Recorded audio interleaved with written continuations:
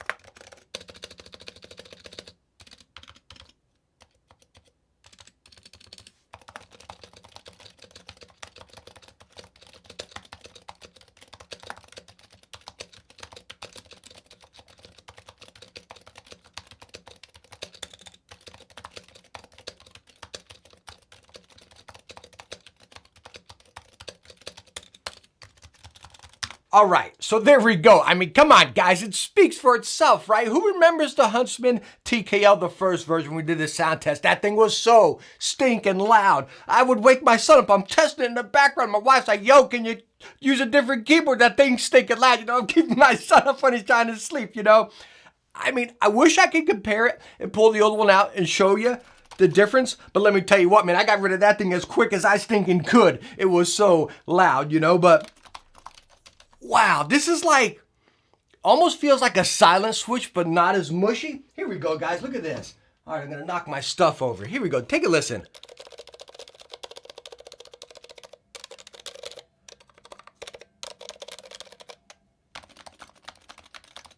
So you can hear a slight difference, not as mushy as, say, a Cherry Silent, which is what we have on this Maya Pro. But again, it's just really nice because it's smooth, buttery smooth. Silent, no pinging, no ringing, no nothing, a silent switch. Now, as far as the stabs, perfect? Unfortunately not. Real dancey, and I think Razer just needs to stop with these stinking stabilizers right here. The ones that go down and clip into the bar. There's just no way to really avoid that. With them going into these little clips right here, there's always going to be so much rattle with these guys. But we're also going to dive deep into this board right here and see how they're making it sound so much better. I hear they're using a dampening foam in here as well. They got the dampening spacers on a switch. We know that, kind of like they iterated with the 60%. But now they're saying using dampen foam. What we're going to do, we have another one here, okay? We're going to take this apart and see what's inside. And then we're going to give this away. So hopefully I don't break anything, because your guys' giveaway, your free keyboard here, is in the fate of my work. I'm nervous for you guys. So now taking a look at the keyboards, what you get in your box, starting with the TKL, you get your detachable USB-C cable here. Very thick, heavy-duty braided cable. As far as the keyboard, that's where it connects right down there. You have your pop-out feet, 2 levels. Again, the exact same as the first version we saw. PBT keycaps as well, and now you get your wrist rest. Very nice and plush, and without the border on the TKL one over here.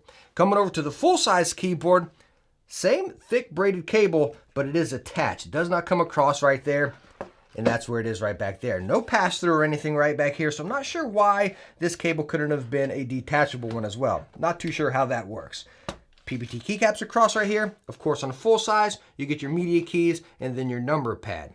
And then you also get your wrist rest over here with the full size one. Nice rubber grips on the bottom of both of these wrist rests, by the way. And then this one magnetizes right to the bottom. All right, so I want to show you the keyboard plugged into the software real quick. We have it loaded up into Synapse here. And as you can see, you got game mode, obviously as far as your Windows key and everything. But sliding over here is where you got the interesting stuff. As you see, you have the polling rate up to 8,000. This goes for the full size and the TKL, by the way, everything we're looking at here. So again, you can set that polling rate up to 8,000. Will many of us notice that? I don't know. That's going to take some extensive testing, you know what I mean? But probably not, right? But now coming up to here, key optimization. You got typing and then gaming. So if you come over here and see it says select how you would like your switches to be optimized based on your keystrokes. Typing modes adds a debounce delay to prevent extra inputs for a single keystroke. And gaming has 0 debounce. Now the cool thing about that, if you all remember, again, with the original, the V1 I guess we call it, TKL, the switches, these switches are fast on here, right? Now, they feel a little bit heavier now, but before you could just barely press them and you'll get those accidental key presses, right? So it's really nice to be able to have that, to be able to adjust it if you're gonna be typing or whatever, so you're not just, again, slightly tapping them right there and then getting that press. So really cool to have that. Now coming over to lighting, again, your basic standard stuff you have in Synapse. You got chroma if you want, basic effects right here, and then your colors and your brightness. Now talking about brightness and RGB, again, we do have the PBT keycaps right here. So this is with lights on, 2 lights over there, 1 big light over there, and 2 lights above us, right? So again, this is how it looks. Again, PBT keycaps will dim that RGB down a bit. They did take out that surrounding RGB that was on the old one. We don't have that anymore now. Now, if we turn the lights off on the top, again, that's where our RGB is going to come a little bit more lively. But again, with PBT keycaps, it's not going to be this bold, blinding RGB. So looking at the core of the keyboard, what's the difference from the previous versions? On the full size, again, they took that RGB out from around there. You have 8,000 polling rate. They're using the V2 switches where they have the dampening on them and everything. And then we're also going to check out that dampening foam. We're going to get that TKL, take it apart, and see what they're doing, what kind of tricky business doing inside here.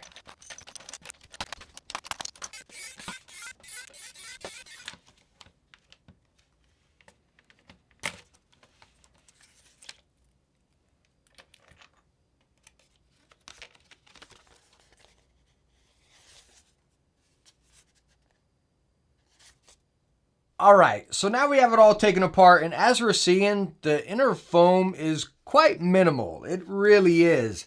But I think the trick that's going on here is whenever you put the foam on, it's not going down into the crevices, as you see down in the case right here. So there's quite a bit down there, right? But when you put the foam on, it's sitting on top of all that stuff, as you can see, kind of riveting around.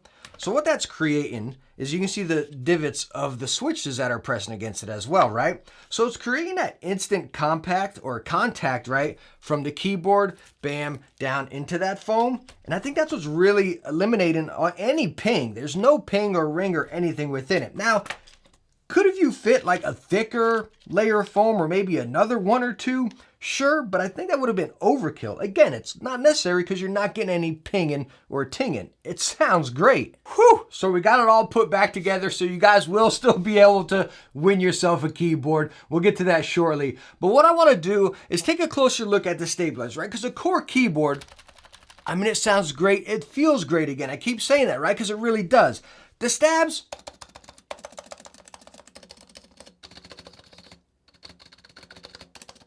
not bad, but not great, not deal breaking by any means. Hands down, even before we go on, it's the best sounding and feeling keyboard as a combined whole, out of the box, big name brand keyboard I have ever used. But yeah, the stabs could use a little work. So what we're gonna go on and get is our dielectric grease right here. This stuff is cheap, maybe $5, $6 on Amazon. I'll leave links to everything down below. So we're gonna go on and pop off all of our keys with the stabilizer. You just heard what they sounded like without lube, right? So we're gonna go through this together here.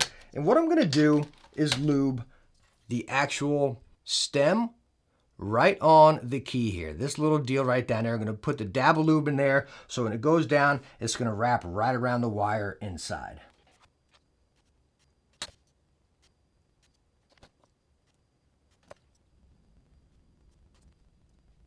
All right, so now we lubed all the stems of our stabilizers right here, and I lubed them fairly generous. I don't think the camera will even be able to pick it up. It's not like, I didn't like slosh it on there, but anywhere where the wire was gonna get contact with that stem, I put it on there on every single key. So slapping this down right here, and always start with less and you can add more if you want, but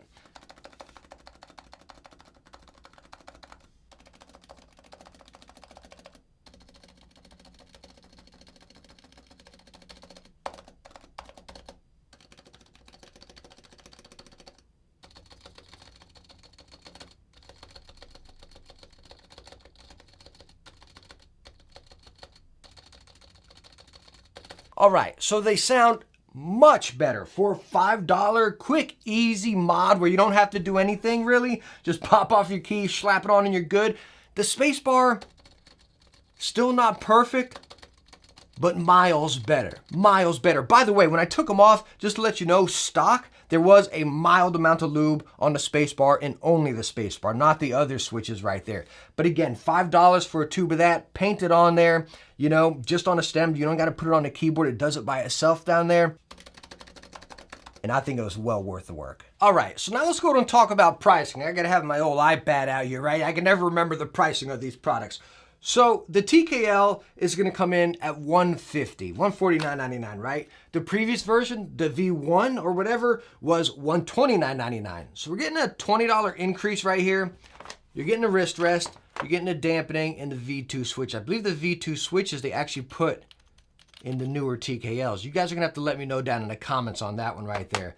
But pretty much what you're getting is that dampening foam, the upgrade switches and features, and then they're like throwing in a wrist rest right there for that price increase.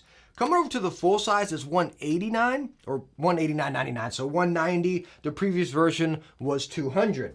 So you're losing or saving some money right there because of reducing the RGB underglow underneath the keyboard, which I'm all about that. Hey, take your RGB, save me some money all day long, you know what I mean?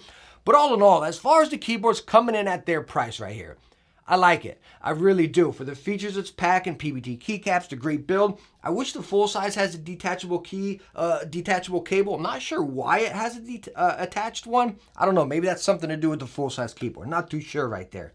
The stabilizers, they could use a little work.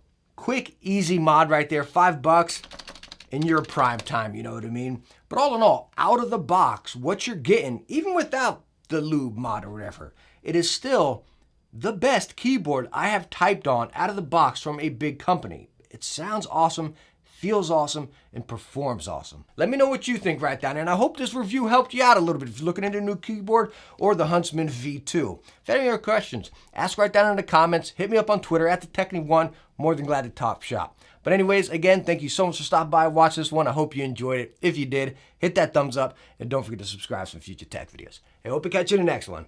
Bye now. All right, hold up. I totally forgot to talk about the giveaway here. I'm over here pulling down my backdrop to get the thumbnail and everything, and I'm like, yo, I forgot to talk about the giveaway. All right, so the giveaway for the TKL. By the way, this is the one that I lubed the stabs on as well, so you're gonna be prime time out the box right there, you know what I mean?